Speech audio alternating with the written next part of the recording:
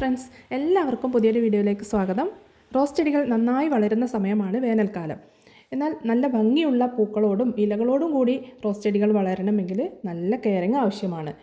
അപ്പോൾ ഇന്നത്തെ വീഡിയോയിൽ ഞാൻ പറയാൻ പോകുന്നത് വേനൽക്കാലത്ത് റോസ് ചെടികളെ എങ്ങനെ സംരക്ഷിക്കാം, അതിന് നമ്മൾ ശ്രദ്ധിക്കേണ്ട കാര്യങ്ങൾ എന്തൊക്കെയാണ്, അതിനെക്കുറിച്ചാണ് കേട്ടോ. മെയിനായിട്ട് 4 കാര്യങ്ങളാണ് ഇന്നത്തെ വീഡിയോയിൽ പറയാൻ പോകുന്നത്.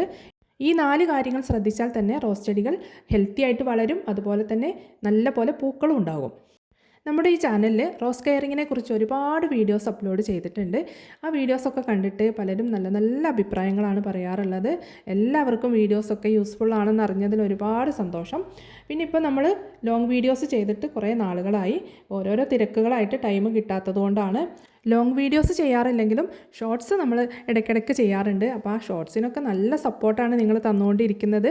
അതിന് നിങ്ങൾ ഓരോരുത്തരോടും ഒത്തിരി താങ്ക്സ് പറയുകയാണ്. ഇനിയും നിങ്ങളുടെ എല്ലാവരുടെയും സപ്പോർട്ട് ഉണ്ടാവണം. പിന്നെ ചാനൽ ആദ്യമായിട്ടൊക്കെ കാണുന്നവരുണ്ടെങ്കിൽ സബ്സ്ക്രൈബ് ചെയ്യണം. വീഡിയോ ഇഷ്ടപ്പെട്ടിട്ടുണ്ടെങ്കിൽ ഒരു ലൈക്ക് തരാനും ആരും മറക്കരുത്. റോസ് പ്ലാന്റ്സിൻ്റെ സമ്മർ കെയറിങ്ങിൽ മെയിനായിട്ട് ശ്രദ്ധിക്കേണ്ടത് 4 കാര്യങ്ങളാണെന്ന് ഞാൻ പറഞ്ഞല്ലോ. അതിലൊന്നാമത്തെ കാര്യം എന്ന് പറയുന്നത് വാട്ടറിംഗ് ആണ്.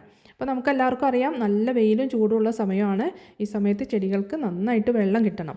രാവിലെ വെയിൽ വരുന്നതിന് മുമ്പായിട്ട്, അതായത് ഒരു 6 മണിക്കോ 8 മണിക്കോ ഇടയ്ക്കായിട്ട് ചെടികളെ നനച്ചു കൊടുക്കുന്നതാണ് ഏറ്റവും നല്ലത്. ചെടി മൊത്തമായിട്ടും നല്ല ഫോഴ്സിൽ വെള്ളം അടിച്ചു കൊടുക്കണം. അതുപോലെ തന്നെ മണ്ണ് നല്ല രീതിയിൽ നനയുന്ന പോലെ വെള്ളം ഒഴിച്ചു കൊടുക്കണം. എന്നാൽ ചെടിച്ചട്ടികളിൽ വെള്ളം കെട്ടി നിൽക്കാനും പാടില്ല.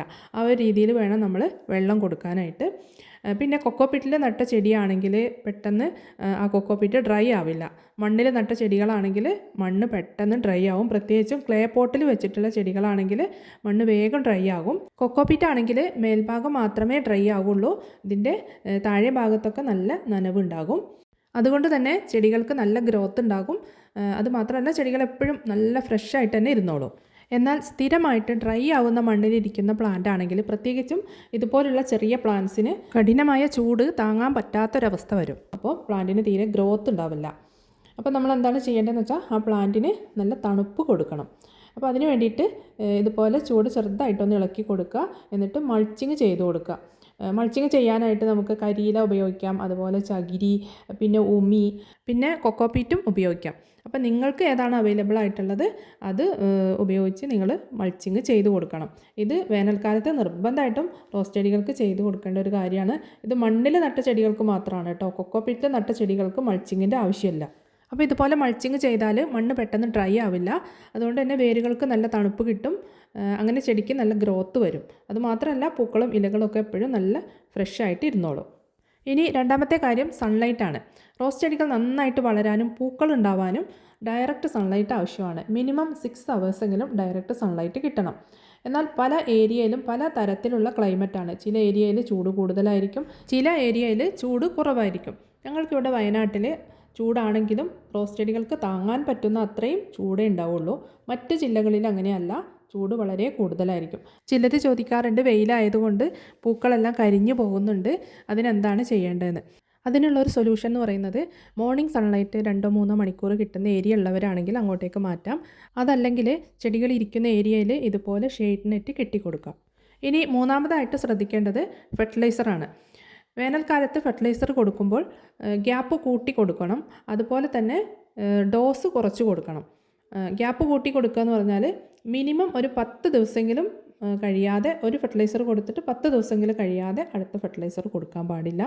മിനിമം 10 ദിവസം, ശരിക്കും ഒരു 15 ദിവസത്തിലൊരിക്കൽ ഫെർട്ടിലൈസർ കൊടുത്താൽ മതി വേനൽക്കാലത്ത്.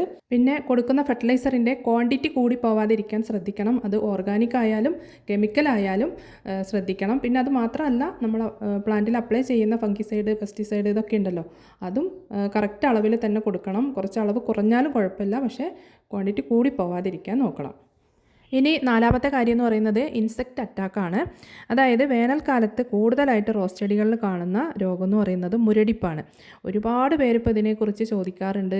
ഓരോരുത്തർ ഫോട്ടോസ് അയച്ച് തന്നിട്ട് ഇതെന്താണ് എൻ്റെ പ്ലാന്റിൻ്റെ പ്രശ്നം, ഇതിനെന്താണ് ചെയ്യേണ്ടതെന്നൊക്കെ ചോദിക്കാറുണ്ട്. അപ്പോൾ നമ്മൾ ഇതിനെക്കുറിച്ച് ഡീറ്റെയിൽ ആയിട്ടുള്ള വീഡിയോ ചെയ്തിട്ടുണ്ട് കേട്ടോ മുമ്പ്. അതിൻ്റെ ലിങ്ക് ഡിസ്ക്രിപ്ഷനിൽ കൊടുക്കുന്നുണ്ട് കേട്ടോ. ആ വീഡിയോ കണ്ടിട്ട് നിങ്ങൾ അതിൽ പറയുന്ന കാര്യങ്ങൾ തന്നെ ചെയ്ത് കൊടുത്താൽ മതി. മുരടിപ്പ് വരാതെ ചെടി നന്നായിട്ട് വളരും. അപ്പോൾ പ്ലാന്റ്സിൽ പെസ്റ്റ് അറ്റാക്ക് വരാതിരിക്കാനും ഇനി രോഗം വന്ന ചെടിയാണെങ്കിൽ അത് മാറ്റിയെടുക്കാനും എല്ലാം നമ്മൾ ഇൻസെക്ടിസൈഡ് സ്പ്രേ ചെയ്ത് കൊടുക്കണം. അപ്പോൾ അതെങ്ങനെ ചെയ്ത് കൊടുക്കണം, ഏത് അളവിൽ കൊടുക്കണം, ഏത് ഇൻസെക്ടിസൈഡ് കൊടുക്കണം, ഇതിനെക്കുറിച്ചൊക്കെ നമ്മൾ ഡീറ്റെയിൽ വീഡിയോയിൽ പറഞ്ഞിട്ടുണ്ട്. അപ്പോൾ നമ്മളിത് ആഴ്ചയിൽ ഒരു പ്രാവശ്യം ചെയ്ത് കൊടുക്കണം. വീക്കിലി ചെയ്ത് കൊടുക്കാതെ ഇരുന്നാലാണ് ഇങ്ങനെയുള്ള പെസ്റ്റ് അറ്റാക്ക് ചെടികളിലേക്ക് വരുന്നത്. അപ്പോൾ അത് മുടങ്ങാതെ ആഴ്ചയിൽ ഒരു പ്രാവശ്യം ചെയ്ത് കൊടുക്കാൻ എല്ലാവരും ശ്രദ്ധിക്കണം.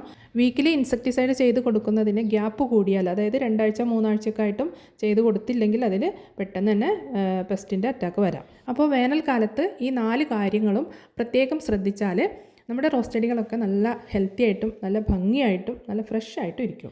അപ്പോൾ ഇന്നത്തെ വീഡിയോ കണ്ടതിന് ശേഷം നിങ്ങളുടെ റോസ് പ്ലാന്റ്സിൻ്റെ ഇപ്പോഴത്തെ കണ്ടീഷൻ എങ്ങനെയാണോ അതിനെക്കുറിച്ചൊന്ന് കമൻറ്റ് ചെയ്യാൻ മറക്കരുത്. ഇനിയിപ്പോൾ എന്തവസ്ഥയിലാണ് നിങ്ങളുടെ പ്ലാന്റ്സ് അതിനെക്കുറിച്ച് നിങ്ങൾക്ക് കമൻറ്റ് ചെയ്യാം.